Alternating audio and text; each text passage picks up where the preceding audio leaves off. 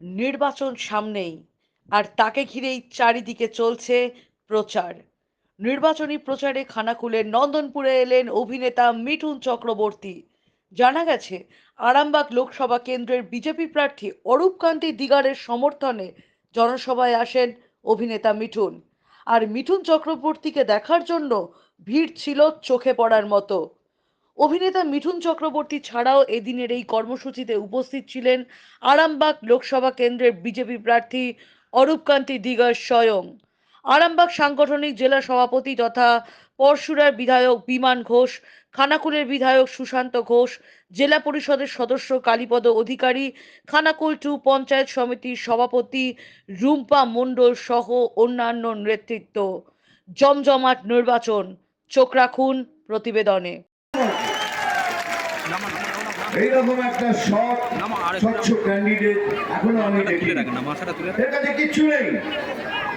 ভাড়া বাড়িতে থাকে, ওই ইএমআই টাকা নিয়ে তুই সংসার চালা, এর থেকে সরকার কে আছে? এবার আর একটা পার্টি আছে আমাদের অপোজিশন, এবার বলুন এটা দুর্নীতিগ্রস্ত পার্টি কি না? হ্যাঁ বলে বলো।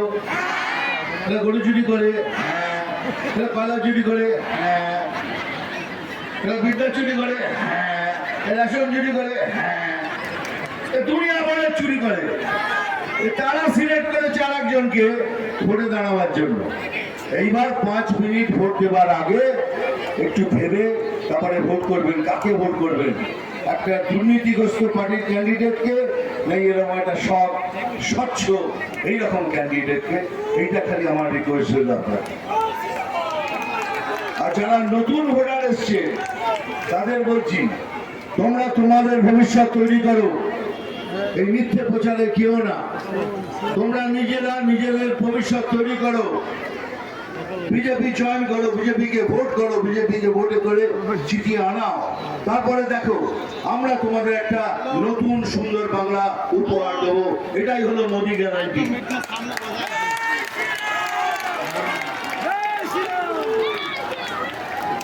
আরে দৌড় মজাই, যেখানে তোরা সব আমার প্রোগ্রাম দেখিস না, যেখানে যাবো ও দাদা চশমা করলো, চশমা করে যেখানে চশমা করলো।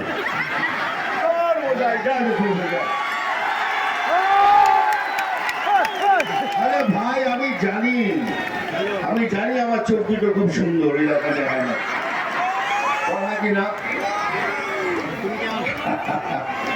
আরে আমি জানি রে, জানি। আমরা উঠছিলাম বলে এই বয়সে কি দেখতে পারি।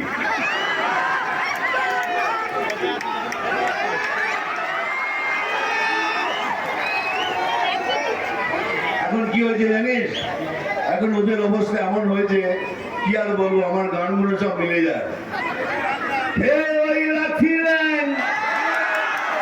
ভেঙে যে গেল ঠ্যাং, আরে খেয়ে ওই লাঠিলেন, ভেঙে যে গেল ঠ্যাং, ভাঙলো মাথায় তোমার বেল। ও চাঁদু রে দেখে দে কেমন তুমি ঠিক,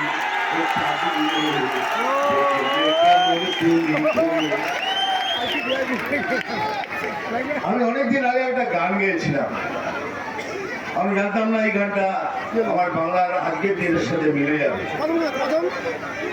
ওই আমাদের গড়া এই বাংলা আজ কেন হয়ে গেল কাংলা, যদি প্রশ্ন করে বীর নেতাজি, কি তার জবাব দেব আমরা?